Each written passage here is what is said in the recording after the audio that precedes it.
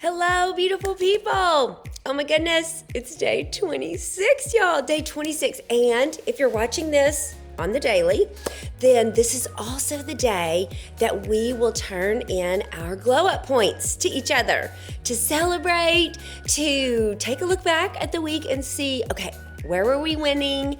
Where do we want to win a little bit more? And I know for some of you, you're like, I don't like this part. Tracking can be a developed taste, if you will, because it's a lot of truth, right? And so it's no different than when I used to not want to get on the scale because I didn't want to know. It's like I thought I would be better if I didn't know, instead of having a courageous heart and knowing those are just, I'm looking in that bathroom because that's where my scale is. That's just information. It's just information that is reporting back to me about my progress and my choices. Well, why is it that sometimes we don't want to have that conversation with ourselves or know that much truth? K-N-O-W, know that much truth. Well, because, of course, feelings can be attached to it. And then instead of being proactive, sometimes we can get stuck in the feelings. So our topic today is going to be when moving towards your glow up or your goals in general, even if it's not a glow up time, kind of feels like the Texas two-step. Y'all know I'm a Texas girl. Or, like the roller coaster, right? And not the fun part, more of like the dippy or like the climb back up and not the fun. And so before we go there, since it's today, if you're watching this on the 26th of January, just do it. Just click on that Google form and let's just celebrate. Hey, I was working on, 7 or 8 or 10 habits this week. And, these were my total points. And these are the places where I crushed it. And these are the places that, I really want to add some focus, that light beam laser of a focus, not just a light bulb to kind of illuminate everything and everyone. So I want to totally tell on myself because I think that encourages people. I was laying in bed last night and I was thinking, okay, now how good have I been about my biocellulose mask? That's like the next level glow up. And I was like, oh my gosh, I have not done it since I was at my daddy's house before I surprised my sister, for her birthday. So y'all, it's been a week and a half since I've done it. A week and a half. Instead of doing it 2 or 3 times a week, it's been a week and a half since I did it. Now I've done, my peel, I've done my microdermabrasion, but not that one that makes so much of a difference. So why is that? I asked myself. Well, it takes more time. 20 minutes of me, being still and because, I don't want it to slide off my face. And sometimes I don't choose putting me first. I choose tasks.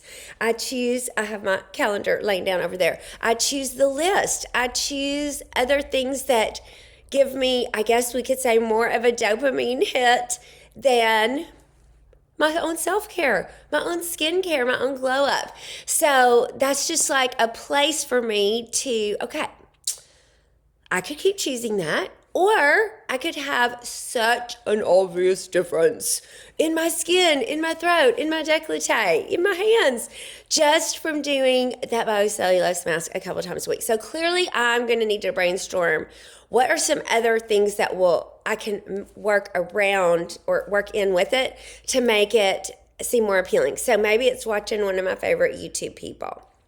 Maybe it's sitting in my big marshmallow chair in my bedroom and reading some on my Kindle book or looking through, my dream book. What is it that could cause you to kind of pair some things together where there would be added benefits? So in other words, maybe some extra glow up things that you could get done all in one swoop because you paused to do that one thing that you've noticed in the tracking. I haven't. I thought I brought my shake, but it must be in the other room. So another thing that I noticed, yesterday I just had a weird day where I woke up not feeling great in my tummy. And so I just needed to stop for self-care and not do all the workout, not do all the things. And so I did do that, and I don't like missing a workout day. I don't, because I so believe in the value of moving my body, moving my energy. I believe it shifts me. And so I was like, this morning, no matter what, after my quiet time, I'm doing that first thing. And I still was just feeling a little weird. So of all things, this just popped into my head because I saw something on Instagram about it yesterday. I Googled on my YouTube chair yoga, because I was like, okay, that'd be better than like up and down stuff. I just did some arm weights and my chair yoga. So maybe if you feel like you're doing the Texas two-step on some things, it's just modifying. So maybe it's not what you usually do and, quote, give yourself credit for, but you can still do it, just doing something different, right? The other thing, a lot of times if we feel like we're making 2 steps forward, 3 steps back, it can discourage us from staying on the path and cause us to slip into some procrastination, which we already know from our video earlier in our glow up that can signify a lack of belief in ourselves, right? So something has happened. Maybe it's just because we didn't show up for ourselves well, that we're like, oh God, I don't know. Am I going to do it again? Or is this going to be the beginning of a downward, bleh? So the powerful news is you get to choose. So if you hear your brain thinking, can I do this? Can I do this? I know the answer. The answer is yes. You can do this. You can do this. Whatever this is, you can do it. That is the programmed, undisputable answer. If that's the question that your inner critic is bringing up, the undeniable truth is yes, you can. If you haven't done it before, today's the day you can. If you have done it before, you can remind yourself, I've done that before, and it felt great. I wrote down a couple more things, so let me just pop on my glasses here. Oh, this is good. Sometimes all it takes is to stop procrastinating and be powerful. We already are powerful. Sometimes we just forget, and then in the process of procrastinating, if we're kind of bummed out at our progress, we can procrastinate more and listen to other stories that yucky parts of us want to tell ourselves. But what we can do is remind ourselves, wait, I am powerful. I get to choose. And I know for me, that is where the scripture really comes in hand, because sometimes I need somebody's voice other than my own. So if you're a scripture person, like, I'm more than a conqueror. I can do all things through Christ. Nothing is impossible with God. I've been really clinging to this scripture. I want to say it's from Psalms 84:11, I think, but I didn't write down the actual reference, so you may need to look this up. He wants me to prosper and be in good health, even as my soul prospers. He wants me to prosper and be in good health. He also, this is another scripture. Maybe this is Psalms 84:11. No good thing will he withhold from those who walk uprightly. And in this glow up, that's part of what you're doing. You are striving to walk uprightly in a new way, to serve yourself, to serve your body, to serve your mindset, your nutrition, your skin, whatever things you are choosing for your glow up list. And he wants to show up for you in victory with that. No good thing, as your Papa God, no good thing does he withhold from those who walk uprightly. That doesn't mean we're perfect. The scripture does not say from those who walk perfectly. No. So inner critic, be silenced. That is not what it says. It says from those who walk uprightly. So that can mean I missed my workout yesterday. And today I did, because today I chose that I could. So last thing I want to just point out is I was kind of in a stuck place in one part of my business earlier this week. And I don't know if y'all do this too, but when you're stuck in some way, like eventually if it's bothering me enough, I can feel it in my body. Remember how we talked about the body keeps the score? Just that principle, right? And so like I could feel it moving from bothering me in my mind, bothering me in my heart, to bothering me in my gut. It was moving down the pike.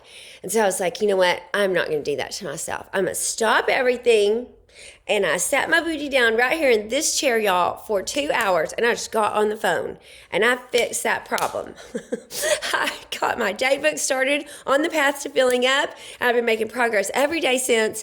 And that's all I needed. So sometimes it's just I love this concept. We talk about, I believe discipline brings freedom.